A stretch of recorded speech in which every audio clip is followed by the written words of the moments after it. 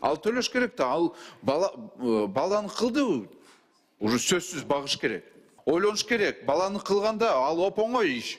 Бирок ойлоныш керек, финансылык мүмкүнчүлүктү ойлоныш керек болчу. Турабы? А бизде кыла берет. Башка үй бүлөгө барып, тияктан кыла берет. Үчүнчү үй бүлөгө кыла берет. Бөлөкчө барып еще башка аял менен кыла берет. Ойлонбой эле кыла берет да. Андай болбош керек, жоопкерчилик болуш керек да. Анан ким күнөөлүү? Президент, депутаттар, өкмөт, сот, прокурор. Бүт баары күнөөлүү, бирок бул киши күнөөлүү эмес да. Сөзсүз бул мыйзам долбоорду колдойм, колдоого чакырат элем. Себеп биз мына артта эле калдык да. Мен 2012 жылда атайын бияктан сот аткаруучулар ошол жеке сот аткаруучулардын институтуна каршы болуп, мен аларды алып алып, өзүм ошону акчаны төлөп Алматыга алып бардым. Алматыда биз барып ошону карап көргөнбүз да. Жеке соттук аткаруучулар аларда 2009 жылдан баштап иштеп жатат. Жакшы эле иштеп атат. Бирок мен азыр мыйзам долбоорду окудум, колдойм, бирок экинчи окууга мындай сунуштар болот да. Бул жерде көбүнчө сот аткаруучулар, жеке сот аткаруучулар, алар запросторду кагаз жүзүндө жибериш керек да. А биз ошол 13 жыл мурун эле караганбыз да. Алар отуруп алып, бир эле компьютер менен, компьютер аркылуу карайт. Ошол, мисалы, ким акчаны төлөбөсө, алимент төлөбөсө, анын үйү барбы, доходу барбы, эмне катталган. Себеби ал пока кагазды жазганча, пока реакция болгончо бир топ эле убакыт өтөт да. А булар отуруп алып электрондук негизинде керек болсо даже арестти кое алат экен. Мен сизге бир сунушту берейин. Сиз жаза аласызбы ошону? Бир электрондук платформаны түзбөйсүңөрбү? Бул не только жеке сот аткаруучуларга, но и мамлекеттик сот аткаруучуларга электрондук платформа керек. Ошол электрондук платформа аркылуу алар көрсүн, кимде кандай мүлкү бар. Мисалы, сразу иш ачылдыбы, ошол боюнча. Жөн эле карабасын, мындай, лишний доступ кереги жок. Өзү кодтун киргизет, доступ берилет. Киргенден кийин башка уже керек болсо силердин адистерге уже көрүнөт да, ким кирди, ким карап атат, эмнеге карап атат, кайсы иш маселе боюнча эмнеге карап атат ушул жаранды. Уже так эле жазылат да бул жерде. Ушундай электрондук платформаны түзбөйсүңөрбү? Ошондо сот аткаруучуларга оп-оңой болот да, арестти койгонго, токтомду электрондук негизине чыгарып коет, сразу все киргизип коет. А биз кат. И так эле мына Садыр Нуркожоевич Жапаров айтып атат го эми, цифровизация өтүш керекпиз. Алар да уже мурун эле ушундай болуп калган да. Давайте ошону биз дагы кылайлы. Силердин дагы мамлекеттик сот аткаруучуларга жана жаңы институтка пайдалуу эле болот да. И жарандарга дагы сот аткарганга өтө мындай пайдалуу нерселер көп болот да. Бул бир. Экинчиден болсо, бул биринчи сунуш, экинчи сунуш бул сот аткаруучулардын палатасы. Силер кээ бир суроолорду аларга берип атасыңар, ыйгарымдарды. Бирок ошол эле кезде чынында жеке сот аткаруучулардын палатасы ал ким түзөт, кандай иштейт, кайсы ыйгарымдар так жазылган жок да бул мыйзам долбоордо. Вообще жок. Ошон үчүн бул даже күчүнө кирсе дагы, мыйзам күчүнө кирсе дагы, биз экинчи окууда ошону көрсөтпөсөк, анда мындай толук иштебей калат да. И сураныч ошол эле кезде ошол палатага бир топ эле мүмкүнчүлүктөрдү бергиле. Себеби өзү башкы прокуратура жеке сот аткаруучуларды кара берсе, анда иштебей калат бул. Сразу эле бирдеме кылсаң эле сразу жалоп түшөт, лицензияны алып салсаңар. Так что ошолорго бериш керек. Независимо ушундай керек болсо, силердин адистер болсун, алардан болсун, ошол палатанын ичинде, ошол эле сот аткаруучулардын өкүлү болсун. Ар бир тараптан ушундай өкүлдөрдү ошол алып алып, ушундай палатаны, менимче, палатаны түзсөк болот да. Бул экинчи сунуш. Кандай карайсыз ошол? Дастанбек Далабаевич, туура белгиледиңиз. Сиздин сунуштарыңызды экинчи окуууда чогуу иштейлик. Бирок сиз айтып жаткан атайын банктын фонд түзүү жөнүндө мыйзамда караганбыз. Эгерде кошумча болсо алалык.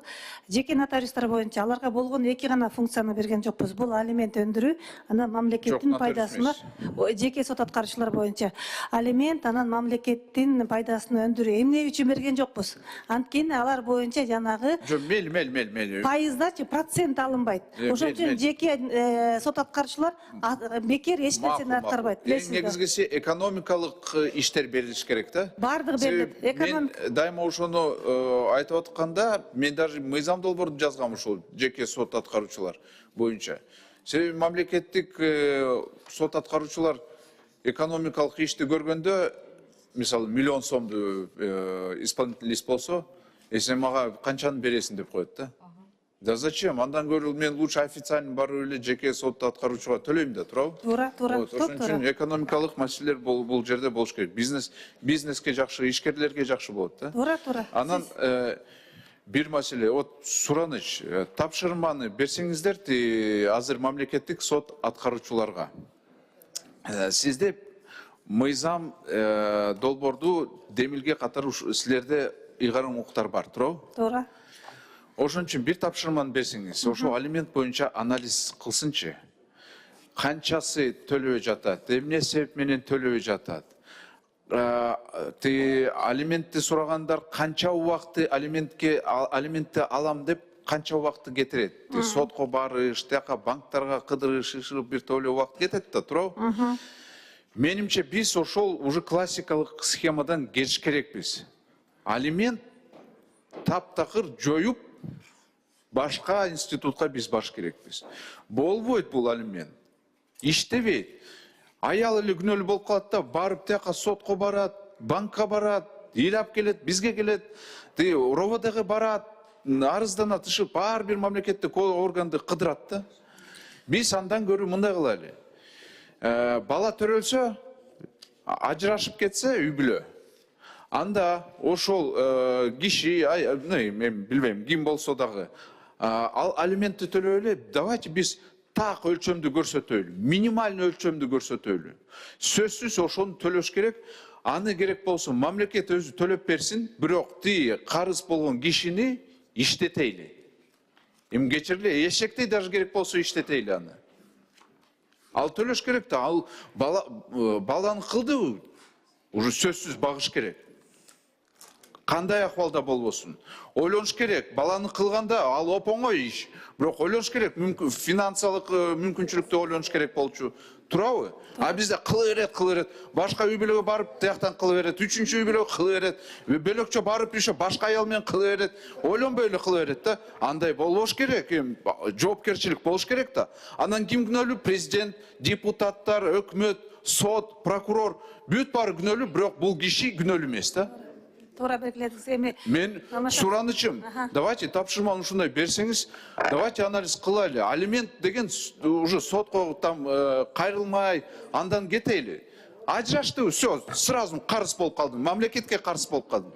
Мамлекет мейли ата энелик ушундай пособияны төлөп берсин, минимальный биз өлчөп берели, 10 000 сом болобу, 5 000 сом болобу, ай сайын төлөсүн, бирок киши ал уже мамлекетке карыз болот да. Каяка качсын, каякта болбосун, кайсы мүлк болбосун, мамлекет издесин и ошону алып алсын да.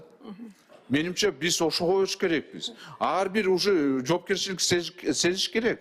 Болбойт андай. Дастан Алабаевич, эми сөзүңүздүн баягы сөзүнүн эмеси бар, негизи бар, бирок жаштарыбыз үйлөнбөй коюшу да мүмкүн да, муну менен баягы тамаша иретинде сиздин сөзүңүздө. Бирок статистикага токтолсок, 2019 жылдан берки үйлөнүү жанагы нике жөнүндө үйлөнгөн боюнча статистиканы алсак, 22% орто эсеп менен жылына ажырашат экен. 22, 23, 22%. Алардын ичине канча алиментти төлөбөгөндөр жүрөт да? Ажырашуу болот экен. Анан мен даже аталык укугунан ажыратылган фактыларды алдым. Мына эгер 25-жылы 341 аталык укугунан ажыратылган. Ушунун баардыгы ушу алименттин кесепетинен болот да, кээ бирлер алимент төлөө үчүн атаалуу укугунан баш тартышат. Да, вот Ошол жакта анализ кылсаңыз канча карыз болуп жүрүшөт. Сураныч, давайте действительно серьезный подход кылайлы, да? Потому что институт, алиментный институт бул уже эскирди. Иштебей калды бул, чынындачы. Ал иштебей калды, потому что 60 миң бар экен, 60 миңи сот аткаруу барак алимент боюнча бар экен. Суммасын так аныктаганга мүмкүн эмес экен. Анткени анын дагы причина себеби ай сайын алимент өсүп турат, билесиздер. Өсүп турат. Ай сайын кошула берет. Ошол себептен аны так аныктай албайт экен. Анан сиз айтып атасыз го, турмушта үй бүлөнү түзгөндө вот ким мажбур кылып аткандар, давай сен күйөөгө тийиш керексиң, там давай эмен качан тиесиң деп ушуну айткандар, алар дагы үй бүлөнү түзгөндө керек болсо үй бүлөлүк ушуна поручительствону бериш керек. Үй бүлө менен бир неме болуп калса, сен дагы каржы керек болсо обязательствону аткарасың. Сен дагы багыш керексиң. Сен дагы керек болсо, сен дагы ошол жерде күнөө бар. Конечно. Турабы? Вот, Үмүткан Нургазиевна, менде сураныч. Давайте, ладно, мен сунушту киргиздим. Сиз тапшырманы берсеңиз, сизде укук бар да, турабы? Тапшырманы берсеңиз, анализ кылсынчы. Керек болсо, сиз кылбасаңыз, биз кылайлы, бирок анализди бергилечи бизге дагы. Бирок Дастан Далабаев биз эч качан бул үй бүлө деген бир кичинекей мамлекет деп баардыгыбыз айтып келебиз. Ошол себептен биз аны сакташыбыз керек. Бирок мамлекет кандай болуш керек? Күчтүү, жоопкерчиликтүү болуш керек. Көйгөй болуп жатат. Ошон үчүн биз ушул мыйзамда атайын фонддорду түзүүнү сунуштап жатабыз. Ошол алимент боюнча өндүрө албаган адамдарга мамлекеттин фондунун эсебинде төлөп берип, анан прокуратура регрессик порядкада өзүчө доо берип, андан өндүрүп алуу. Вот, это уже другой подход. Мен ошону примерно айтып атам да, мамлекет төлөп, ошо алименттик фондко толтура берсин, кишини издеп турабы. Менимче тура эле болот. Рахмат.